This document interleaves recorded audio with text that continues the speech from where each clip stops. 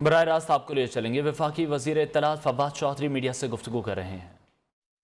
اور مذہب کے نام کے اوپر ٹھیکیدار سامنے آ گئے ہیں جو کہتے ہیں کہ اگر آپ ہماری بات نہیں مانیں گے تو ہم بندوق اٹھا لیں گے اور آپ کو ہماری تشریح جو ہے وہ نافذ کرنی ہوگی۔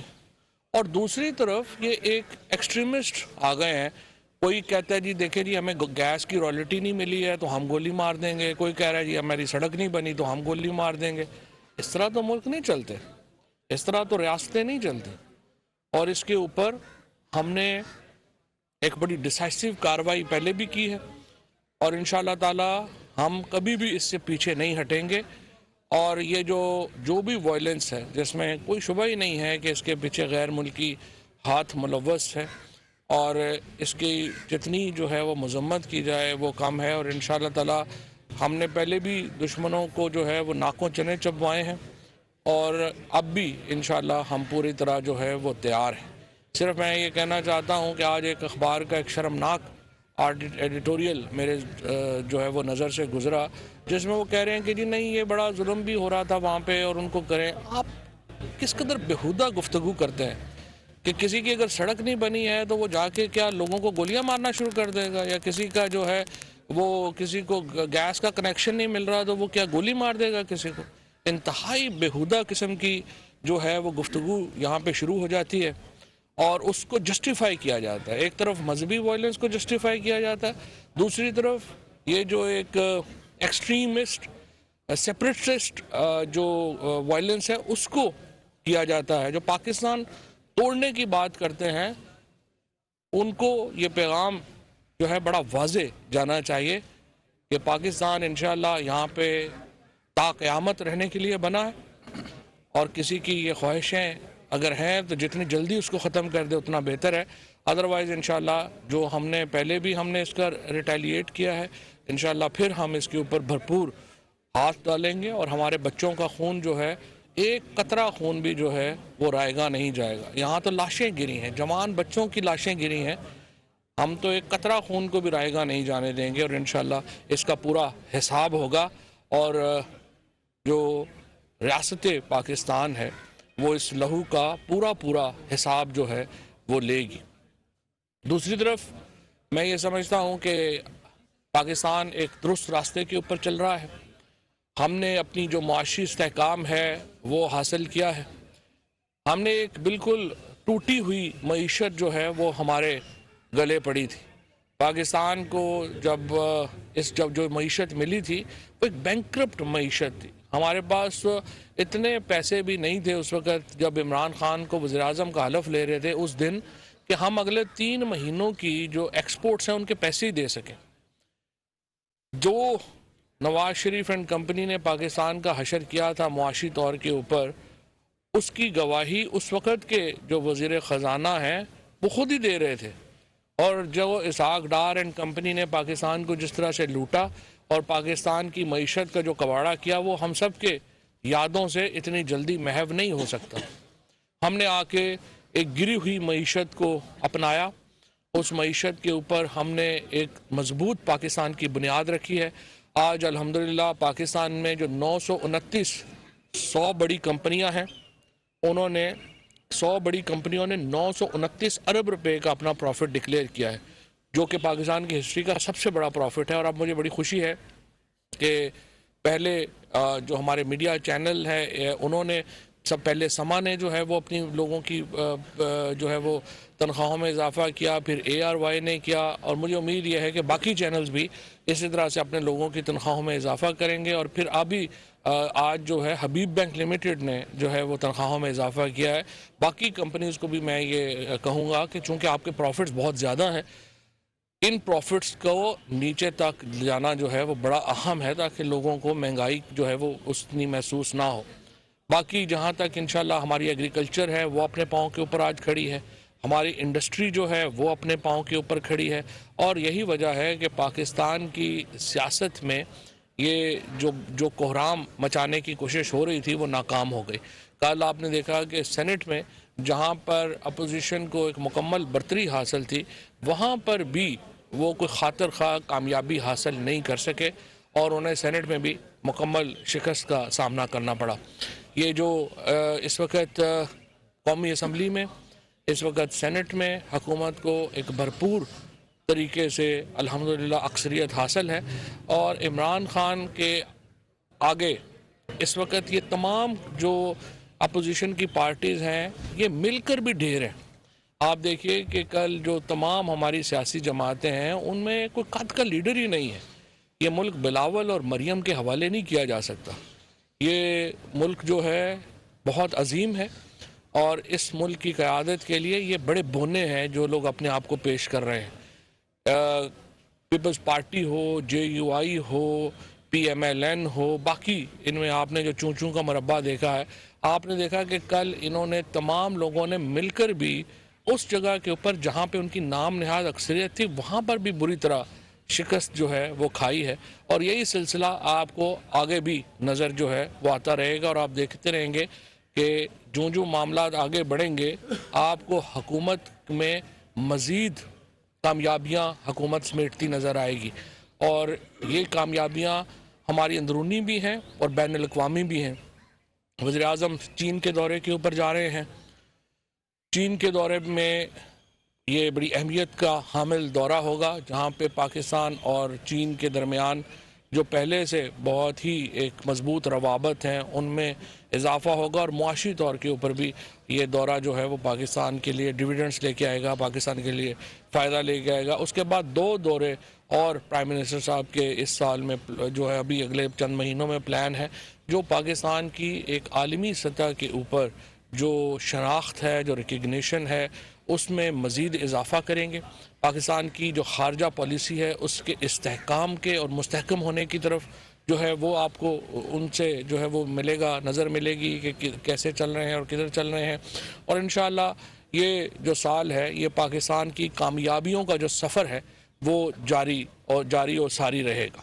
جی صاحب، آپ اس سال ترقی کی بات کر رہے ہیں، کامیابیوں کی بات کر رہے ہیں، تو اسی سال پی ڈی ایم کا لانگ مارچ ہے، اسی حوالے سے میاں نواز شریف نے مریم نواز کو ہدایت کی ہے کہ عوامی رابطہ مہم تیز کی جائے۔ دوسرا 27 فروری کو بلاول بھٹو نے کسان مارچ کا اعلان کیا ہے، کیسے نپٹیں گے ان دونوں؟ پہلی بات تو یہ ہے کہ میں نے اس عرض کیا کہ بلاول بھٹو یا مریم نواز جو ہیں ان کا قد نہیں ہے کہ وہ خود کو نیشنل لیڈر کر سکیں۔ بلاول بھٹو جو ہیں وہ انہیں چاہیے کہ وہ کراچی کے میئر کا الیکشن لڑیں، اور اسی طرح مریم بی بی کو چاہیے کہ وہ لاہور کے میئر کا الیکشن لڑیں، اور ایک نیچے سے اوپر آنے کی کوشش کریں۔ پاکستان میں بادشاہت تو نہیں ہے کہ آپ جو ہے وہ گدی پہ آ کے بیٹھ جائیں گے۔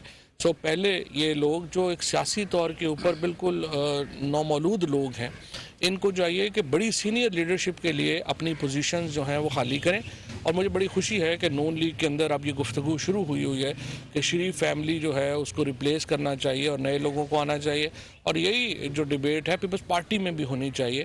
اور اگر بلاول بھٹو یا مریم ایک پروسیس کے ذریعے اوپر آئیں گے تو پھر تو ان کا حق ہے، لیکن اگر آپ یہ کہیں کہ آپ پروسیس ہی نہیں لے رہے اور صرف آگے اوپر لیڈرشپ کے لیے آ جائیں گے تو یہ تو بڑی ایک میں سمجھتا ہوں کہ زیادتی کے اوپر بات ہے، اور اس کو جو ہے وہ پوری قوم مسترد کرتی ہے۔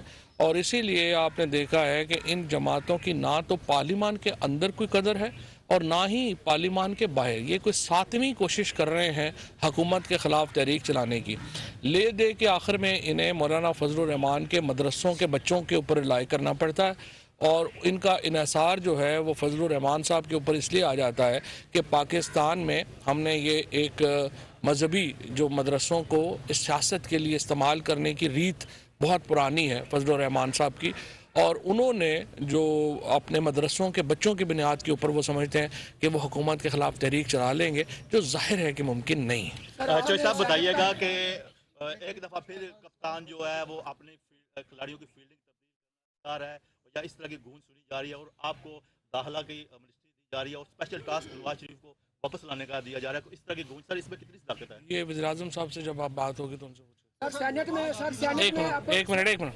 نواز شریف کو واپس لانے کے دعوے کرتی رہی لیکن ان کو واپس لا نہیں سکے، اور دوسرا یہ کہ آپ نے ان کو مجرم قرار دیا، ان سے ابھی تک جو لوٹی دولت ہے وہ بھی واپس ہے، جن لوگوں نے بے بنیاد رپورٹ بنائی تھی جن کی بنیاد پر ان کو بھیجا جاتا، کیا ان کے خلاف بھی آپ کارروائی کریں گے؟ اور جو احتساب کا موجودہ عمل آپ اس سے مطمئن ہیں؟ یہ بات آپ نے جو بات کی یہ پاکستان کے لوگوں کی آواز ہے، پاکستان کے عوام چاہتے ہیں کہ لوٹی دولت کو واپس لایا جائے. اور دیکھیں نواز شریف کو یا مریم یا شہباز شریف کو جیل رکھنا کو ہمارے ذاتی مخالفت تو نہیں ہے ان سے. ہماری مخالفت ہی ان سے یہ ہے. آپ دیکھیے نواز شریف صاحب کو جو لوگ ملنے جاتے ہیں وہ کہاں پہ مل رہے ہیں؟ وہ ان اپارٹمنٹس میں مل رہے ہیں جن کے اوپر وہ کہہ رہے تھے کہ ہمارے ہیں ہی نہیں. لندن تو کیا ہماری تو پاکستان میں بھی کوئی پراپرٹی نہیں ہے. وہ جس دفتر میں ملتے ہیں وہ دفتر کیسے آیا؟ ابھی بھی نواز شریف کا جو ماہانہ اخراجات ہیں وہ اس وقت کروڑوں روپے میں ہے اس فیملی کے. مجھے بتائیے ان کی کیا ذریعہ انکم ہے, یہ کہاں سے پیسے آ رہے ہیں؟ کیونکہ اگر آپ ٹیکس اٹھا کے ان کا دیکھتے ہیں وہ تو نیگلیجبل ہے. تو اگر آپ کروڑوں روپیہ مہینے کا خرچ کر رہے ہیں اور ابھی بھی جا رہے ہیں تو یہ لوٹا ہوا پیسہ ہے پاکستان کے لوگوں کو. اور یہی بات عمران خان کہتے ہیں کہ یہ پیسہ ہمیں واپس ملنا چاہیے. اور جہاں تک واپس لانے میں ناکامی کی بات ہے, دیکھیے جب بھی میں سمجھتا ہوں برٹش گورنمنٹ نے اب 2 اپیلیں نواز شریف کی ویزا ایکسٹینشن کی مسترد کر دی ہیں جو بڑی خوش آئند ہے, اور میں اس پہ برطانوی حکومت کا شکریہ بھی ادا کرنا چاہتا ہوں.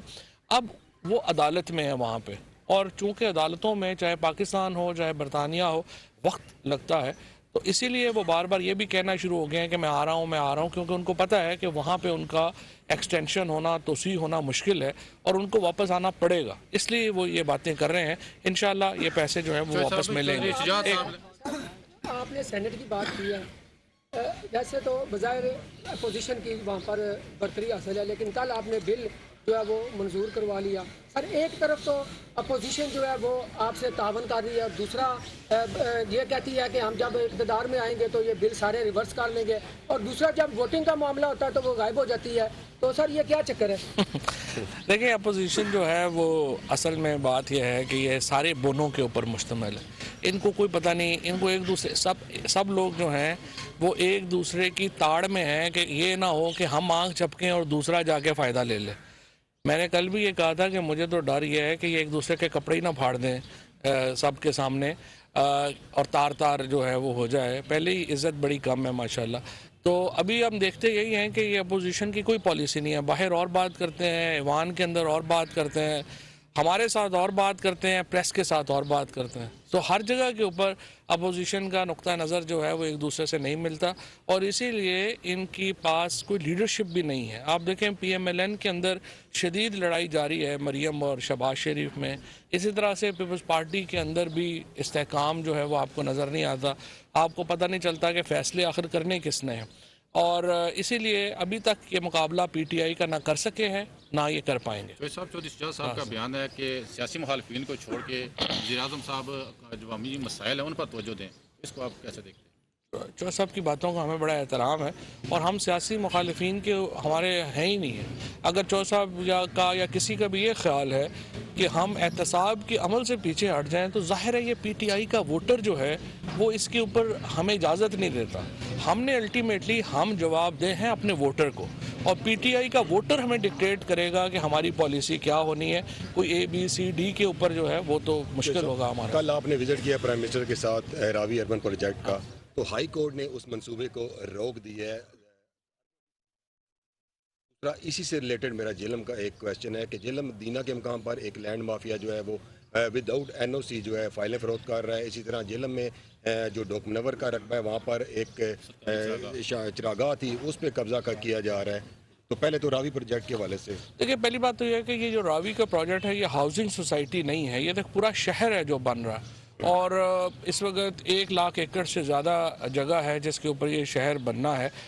اور شہر بنانا تو حکومت ہی بہتر بتا سکتی ہے کہ کہاں پہ بنانا ہے, کیسے بنانا ہے, کیسے اس کو ہم نے آگے لے کے چلنا ہے. اگر آپ یہ کہیں گے کہ وہ شہر بھی جو ہے وہ کوئی جج فیصلہ کر لے گا تو وہ تو مشکل ہو جائے گا, کیونکہ جوڈیشری کے پاس اس طرح کے ایک وسائل نہیں ہے, اس طرح کا وہ پالیسی ڈیسیجن میکنگ میں تو نہیں آ سکتے.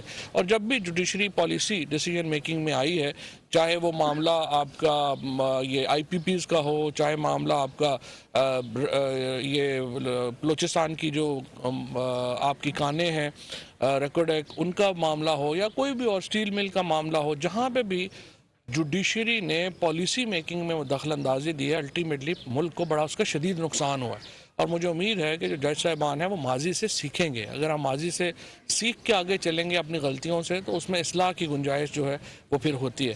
جہاں تک جہلم کا تعلق ہے، ان کا وہ ڈی سی صاحب جو ہیں ان کو میں نے یہ کہا ہے کہ اس کے اوپر بڑے غور سے ان دو ساری چیزوں کو جو ہے وہ دیکھیں.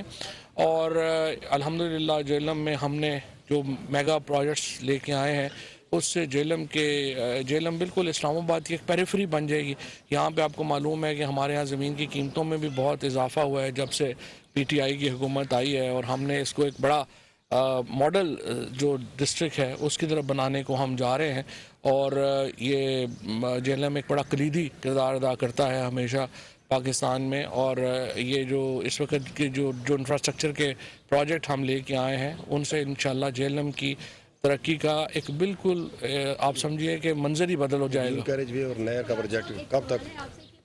معیشت کا جو دار و مدار ہے وہ ہماری زراعت پہ ہے. ابھی ان دنوں ہم دیکھ سکتے ہیں کہ کچھ ٹائم سے جو کھاد کا مسئلہ ہے وہ مطلب پنجاب بھر میں ہمیں دیکھنے میں مل رہا ہے. اور ابھی یوریا کا ہاں جی کہ یوریا جو ہے وہ نہیں پرووائڈ کی جا رہی ہے. کل بھی ایک شہر میں دیکھیں یوریا میں دیکھیں میں آپ کو تھوڑا بتا دیتا ہوں. پہلی بات تو یہ دیکھیے کہ انٹرنیشنل پرائس یوریا کی اس وقت 10 سے 12,000 روپیہ ہے بیگ کا.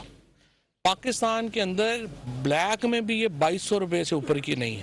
سو آپ فرق دیکھیں کہ انٹرنیشنل مارکیٹ کا اور پاکستان کی مارکیٹ کا فرق کتنا بڑا ہے. جب اتنا بڑا فرق ہوتا ہے تو ایک پرسیپشن میں ڈیلرز اور ان کا ایک چیز جو ہے وہ آ جاتا ہے. دوسری بات یہ ہے کہ اس وقت بھی جو سرکاری داموں کے اوپر جو ہے وہاں پہ لائن لگی ہوئی ہے، بلیک میں لائن نہیں لگی ہوئی. یہ ایسے ہی ہے کہ جیسے آپ کہیں کہ مجھے جو ہے وہ گھر پہ کھانا ڈیلیور ہو جائے یا آپ جا کے لیں، تو جب گھر پہ کھانا ڈیلیور ہوگا وہ تھوڑا مہنگا ہوگا جا کے لینے میں. تو اس کی کمی نہیں ہے، اس کی جو ڈسٹریبیوشن ہے اس میں ڈیفینیٹلی پرابلم ہے. اور انشاءاللہ اس کو ٹھیک یہ ہو جائے گا اگلے 10 سے لاسٹ. اور جو